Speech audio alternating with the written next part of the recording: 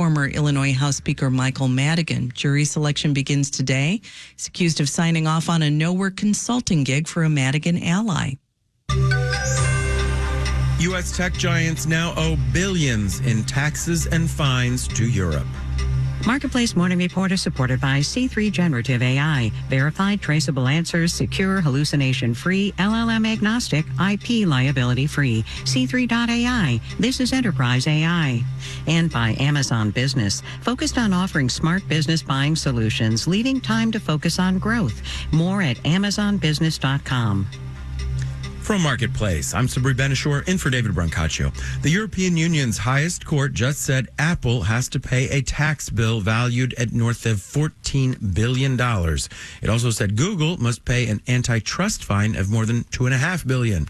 Marketplace's Nova Safo has more. The twin rulings from the European Union's top court and years of litigation in landmark cases, which have been a test of the bloc's efforts to rein in big tech.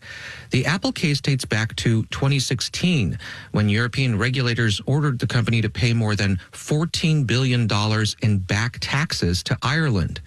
A lot of multinationals, including tech giants, located European operations in Ireland to take advantage of lower taxes. The country has since agreed to change its policies. In a statement, Apple said it had never enjoyed a special deal in Ireland. The company has argued that its income was already taxed in the U.S. But the EU's High Court said Apple must now pay the $14 billion in back taxes plus interest. Alphabet's Google, meanwhile, must pay a more than $2.5 billion fine, first levied in 2017 for just one aspect of its business, how it displayed comparison shopping results. It's facing billions more in other EU antitrust fines. I'm Nova Safo for Marketplace. The latest episode of Decoding Democracy, the Marketplace Tech Team's series on election misinformation, takes on misinformation about illegal voting by non-citizens. Marketplace's senior Washington correspondent Kimberly Adams spoke with Dr. Danielle Lee Thompson, a research manager with the University of Washington Center for an Informed Public. Thompson argues the fragmentation of social media platforms is contributing to the spread of false narratives built on incomplete information. So what is often happening, you might see certain organizations that are collecting videos that they claim are evidence of non-citizen voting in the United States. Now, this can be spun up to claim, oh my goodness, look at all these people who shouldn't be voting and who are voting, and this could swing the election in a certain direction. Now, a lot of the claims that were made were apparently debunked. And just to be clear, the idea that this is a very prevalent thing is not true. There's not much evidence that this is meaningfully a trend that would swing an election at this point. At the Center for an Informed Public, we study the rumors themselves, and from what other experts have told us, these claims are overblown in the sense that they are not going to swing an election. Our election systems are very secure. And there are remedies when there are mistakes, such as when you do clean a voter roll and you catch someone who shouldn't be on there. That's the system working as it should. This was from our limited series, Decoding Democracy. You can find the full conversation on our website at marketplacetech.org. Let's do the numbers.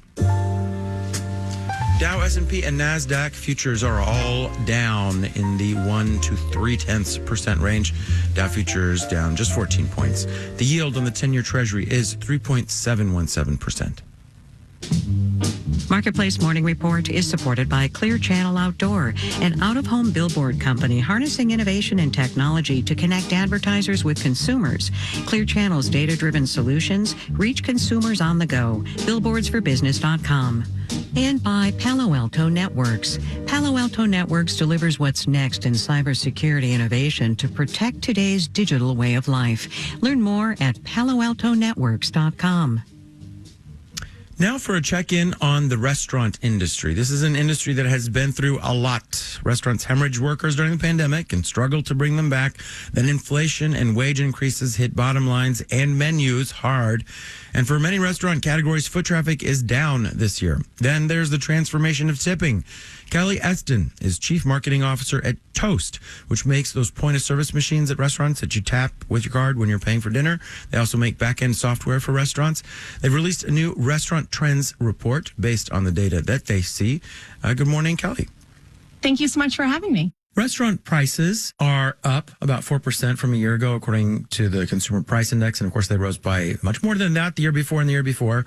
How are people responding to that from the data that you all see? We explored 20 U.S. cities and found that consumer spending at quick service restaurants saw a noticeable shift towards breakfast and away from dinner and late night transactions. So what we're really seeing is consumers going more towards those convenience moments, using that as kind of the pickup in their day and spending less time and money out in the evenings. You know, as consumers' habits are changing and as they're paying a little bit more attention to their wallets, we're seeing them really move towards those convenience moments. So breakfast on the way to work or picking up a quick lunch while they're out and about or in the office is really the moment they're choosing to spend their restaurant dollars on. Tipping is a very hot topic. Both presidential candidates have flirted with policy proposals to eliminate the income tax on tips, but a number of states are considering ending the tip credit. That's where restaurants can use tips to cover part of a waiter's minimum wage so they don't have to sort of pay for it themselves. Do you find any changes that could illuminate those policy debates? You know, we're seeing tipping overall be flat, and we do see different trends in tipping across different states. So average tips across the country were about 18.8% in Q2. And you see that more in full service restaurants than quick service restaurants. California is one of the lowest tipping states. They have a 17.3% tip across all restaurants, which is a slight dip from 17.4% in Q1. Does having a view onto how tipping is shaking out across the country, does that affect how you personally decide to tip? As a person who works all day, every day with restaurants, I tend to be a big tipper.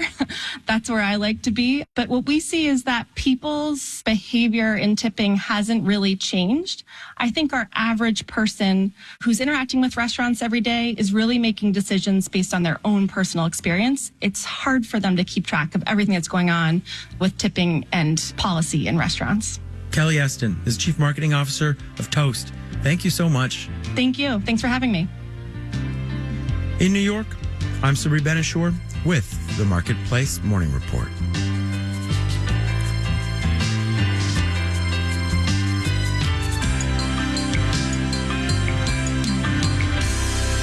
From 8 p.m., American Public Media.